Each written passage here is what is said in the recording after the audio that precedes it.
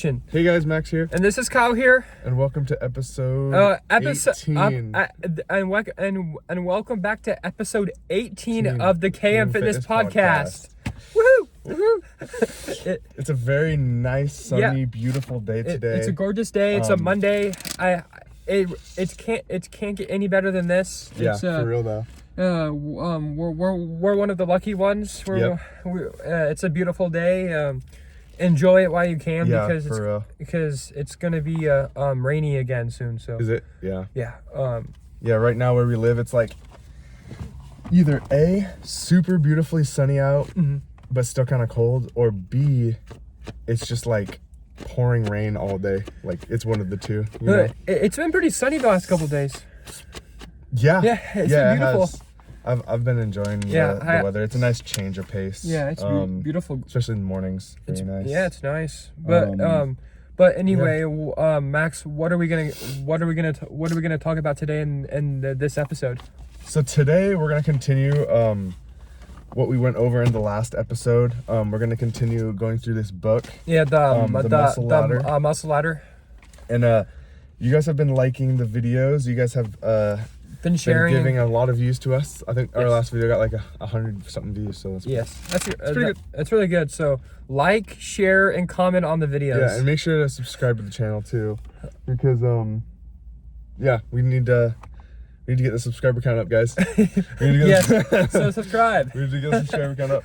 I know you guys are all Kyle's friends, so the least you can do is just subscribe. Yes. Okay, so before we get into this, let's kind of just talk about like what we've been doing in the gym in our lives.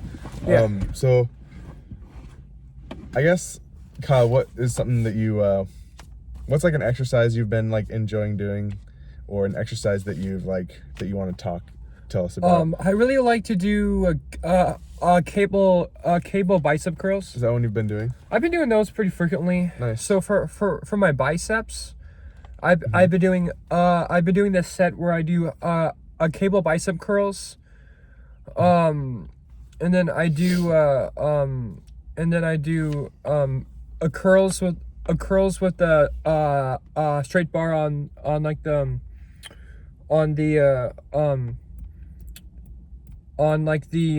cable. Okay. And then I go in. So you do the straight bar attachment on the cable? Yeah, and then I use like the handle attachment for my biceps. Oh, okay. And then I use the rope for so I can get like do hammer curls on the you do the rope curls? Okay. Hammer curls on the cable, so I do them all three at this at the same time, so it's really easy to get superset? Yeah, I do it superset. I do it superset. Oh, wow. Okay, that's a lot. Yeah, I do that like three sets of 10. Yeah. And then that's my bicep day. Okay. And that hits all the heads of your bicep. Yeah, that's good. I would say, yeah. Is that pretty good or? The cable bicep curls are pretty good. For me, like, I don't know if I would do, actually, that probably would be good. Like, so you're saying you do the, like, bar curls? The bar curls. And the handle curls. And the handle curls. I would say for the handle curls, try to make sure you, have your, you're doing the Bayesian curl, which is like where you have your, hand kind of behind you. And then you keep your arm behind you. Yeah. And then for the cable curls, I would keep your arms in front of you, just because that actually works different heads based on where your shoulders are set. But yeah, cables are good cables are very good for bicep, just because it maintains tension the whole time. Yeah. I think we talked about this like the last episode. Yeah, we're just like preaching. We're just like brushing up on this topic. Yeah. We're just like. But it's like weights. They have different points in the rep where it's harder. So typically, like the weights are hardest down here, and they're the easiest up here. But for cables, it's like the same. It's the same like hardness, the same difficulty level the entire time. So that's why cables are pretty good.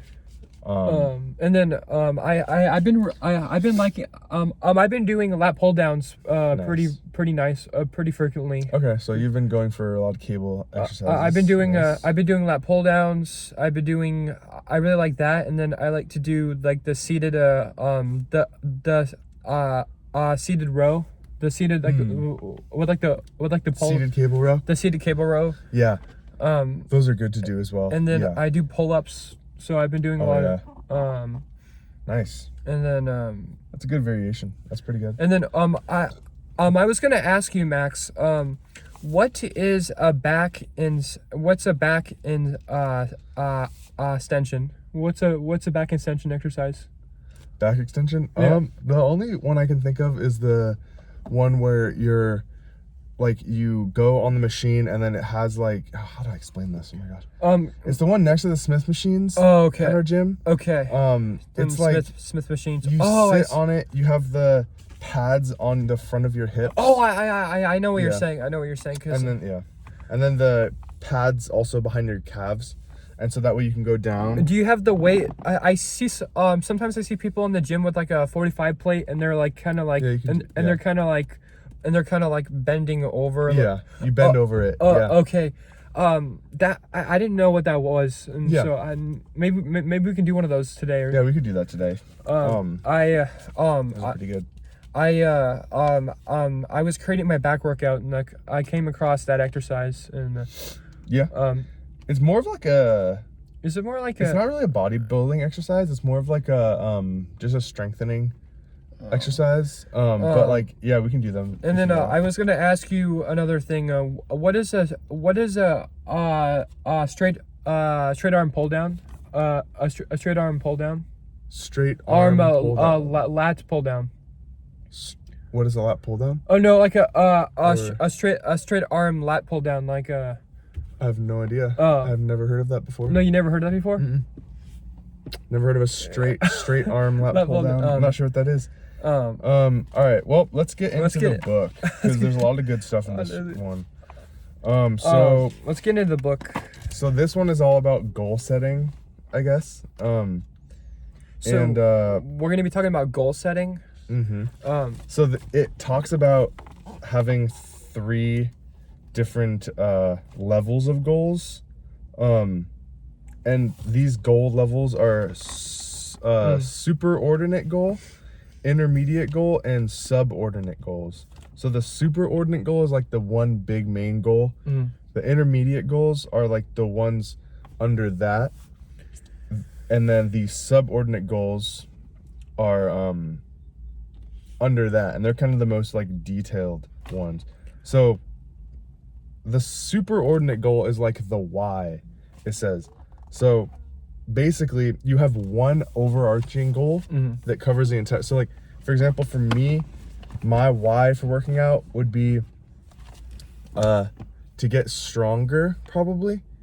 To get stronger and like to build muscle, like would be my main one. I know that's 2 different things, but it's kind of the same. Yeah. And then my like intermediate goals would probably be to like, you know, I'm also really interested in like, you know, work like the like talking about working out to other people and like helping other people like with their goals and working out and stuff like that. So I guess that would be another one, and also just to get better at form on all the exercises. And then like one of the subordinate goals, those are kind of things that you would kind of like things that you would do to achieve your intermediate goals. So for me, it's like training 5 times a week. 5 times. Trying to focus on getting a lot of protein in my diet, and also trying to get good sleep for recovery. Probably would be like some of my goals. So like, what would you say is like one of your big goals, like when you work out, like one of your main? One of my big goals when I'm working out is basically having a good form.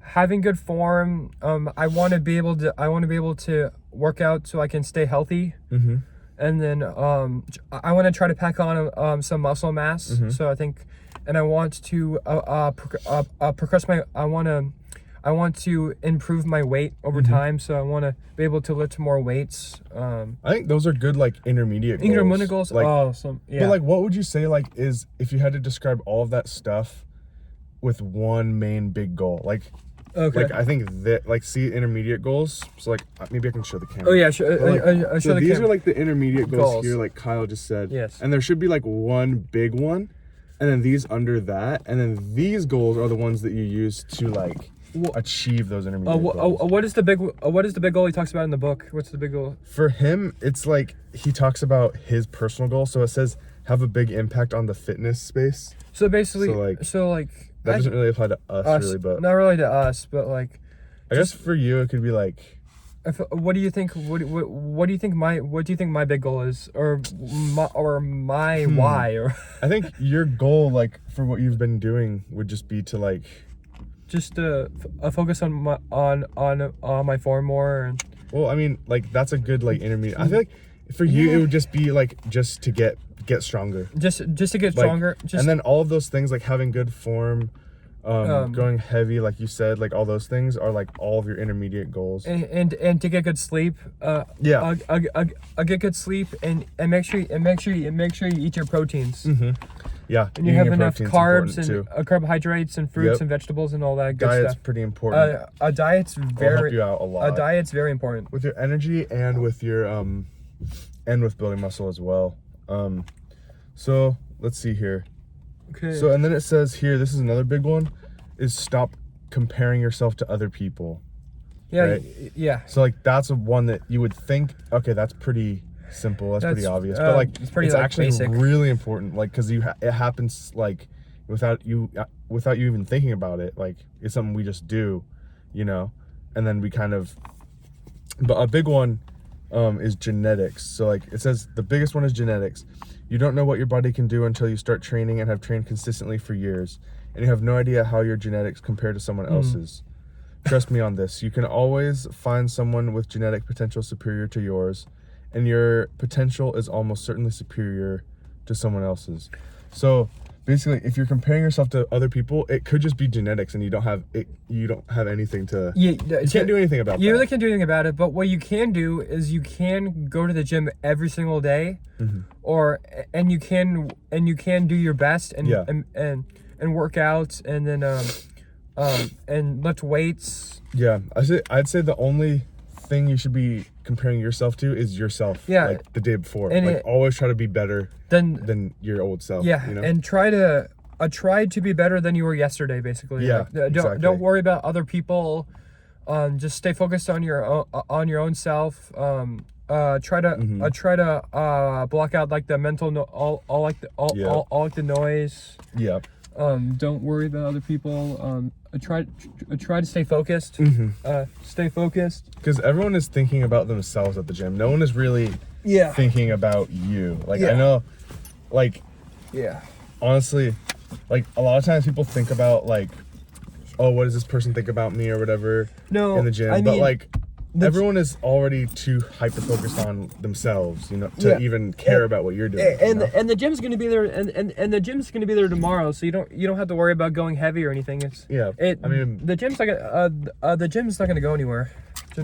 Hopefully. Hopefully they don't just had to close the gym. I mean, there's other gyms you can go to. There's other gyms you can go to. And like, I agree though. Like, there's always gonna be someone stronger than you, and someone. Yeah, there's always gonna be. Yeah, that's a good point too. Yeah, so someone that has more resources than you, and someone that can bench more than you, and someone that can squat more than you, and so you just have to go at your own pace. You have to go at your own pace. It's go better. At your own pace, it's better to go at a snail pace it's better to go at a snail pace instead of going really fast, because if you go really fast, you might overdo it, or like you might get injured or something, or like it's best that's a good point too, actually. It's better to go at your own pace, like even if that pace is a lot slower than other people. Like if you're not progressing as quickly as other people, don't think it's a bad thing. No. Because it's really not. Because working out does take a while to see progress. And you have to make the weight, and you have to make the weight you're lifting like heavy. Like it's like it doesn't matter how heavy you can be lifting some really like light weights, but you can make the weight heavy. You can make you can use that's a very good point. I feel like do you get what I'm trying to say here? Yeah, I get what you're trying to say. Okay. Like if you're not super muscular right away and you're still lifting lightweight, you can still make the lightweight if you give you good burn. And, like, you have a good workout when you have 20-pound dumbbells or 25. It feels like you're lifting like 40-pound dumbbells. You know, like when you're really like fatigued and you do lightweight, it's like a whole different ball game. And but yeah. So the last thing about goals. So this is outcome oriented goals versus process oriented goals. Wow. So it says how you frame goals also matters.